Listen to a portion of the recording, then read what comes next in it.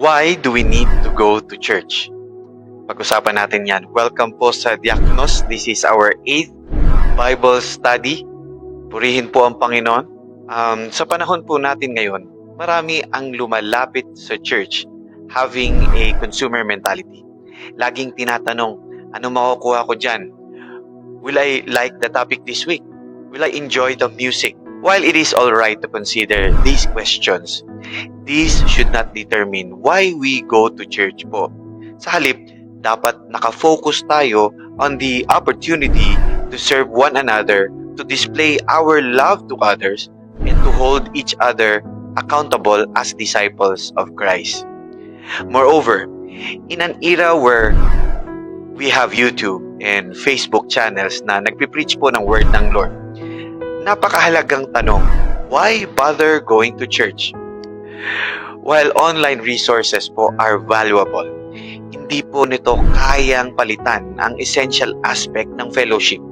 Sa panahon na tayo ay nagkakatipon sa personal, we are like a group with different sets of skills necessary to teach, preach, prepare meals, or probably in the case here in Middle East, where we drive each other to go to church, welcome guests, or play music. We are designed to be a part of a church. Ang church po ay hindi building. It is us, the ecclesia, meaning the called out assembly. Wherever the true Jesus Christ is preached, be it a mega church, a house church, or a Bible study, I encourage you to get involved and be a part of them. Point number 1. Christian fellowship po is a command.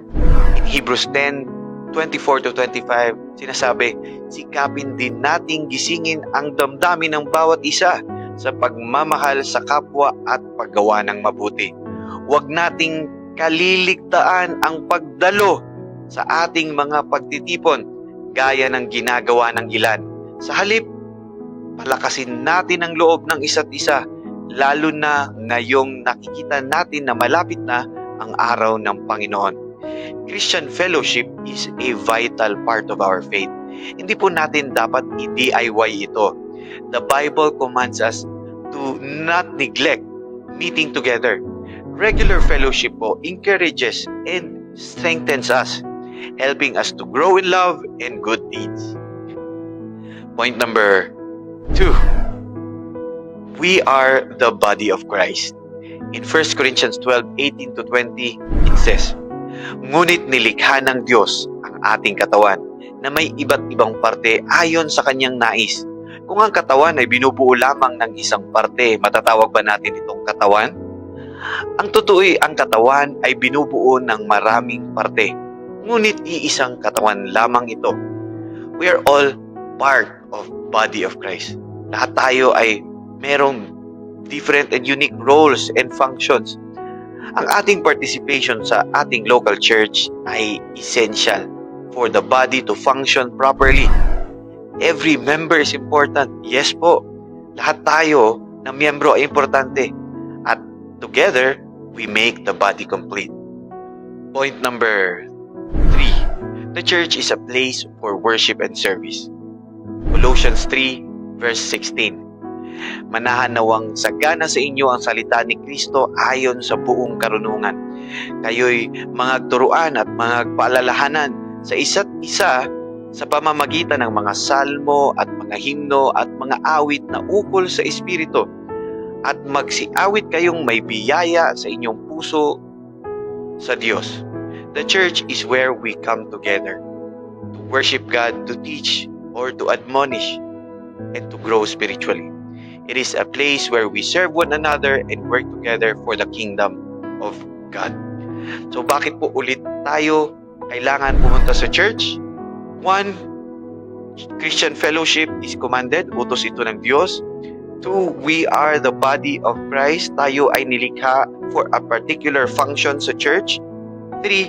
The church is a place for worship and service, which means this is where the function is to be practiced. Minsan, merong magsasabi, bro, saka na lang ako attend kapag nakatagpo na ako ng perfect church. However, granting there is a perfect church, the moment na umatid ka doon, it becomes already imperfect. The church is made up of imperfect people, serving a perfect Savior. Therefore, we must commit to being a part of a church community despite its imperfection. I pray po that God will lead you to the right church where Christ is exalted and where you can grow spiritually. Remember, the perfect church does not exist. We are all imperfect people serving a perfect Savior. Get involved in your local church po and be a witness of Christ in every area of your life. I really hope that this video is both a blessing and an encouragement to you. Shall we pray? Heavenly Father, we thank you for the gift of fellowship and the community of believers.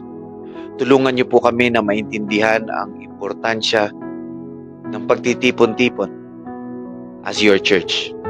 Guide us po to the right church, kung saan po kami pwedeng mag-grow sa aming faith at kung saan kami pwedeng magsilbi sa iba at kung saan po kami pwedeng mag-worship. Strengthen our commitment po to be active and faithful members of the body of Christ. We pray for those who have yet to accept Jesus as their Savior, that you would draw them near and open their hearts to your love. In Jesus' name we pray. Amen. Kung hindi nyo pa po ibinibigay ang inyong buhay kay Kristo, ngayon po ang tamang oras. Mahal kayo ni Jesus at namatay siya para sa inyong mga kasalanan. Inaalok niya sa inyo ang kapatawaran, bagong buhay at walang hanggang relasyon sa Diyos. Kung gusto niyo po, you can pray by yourself. Sabihin niyo, Panginoon, alam ko pong ako'y makasalanan at humihingi ako ng kapatawaran. Naniniwala akong namatay ka para sa aking mga kasalanan at nabuhay na muli. Pinagkakatiwalaan kita at sinusundan bilang aking Panginoon na tagapagligtas. Gabayan mo ang aking buhay at tulungan mo akong magawa ang iyong kalooban. Sa pangalan ni Jesus. Amen. We encourage you po to start your day with a dose of Bible wisdom. Join us daily for inspiring videos that nourish your faith and strengthen your walk with Christ. Let's grow together in God's Word. As always, we are not here for your likes, follows, or subscription. Our greatest desire is to lead you to subscribe to the Gospel of Christ, follow God's Word, and become more like Christ. Once again, this is Diakonos, which means servant. And maraming salamat po. God bless you. I'll catch you in the next video.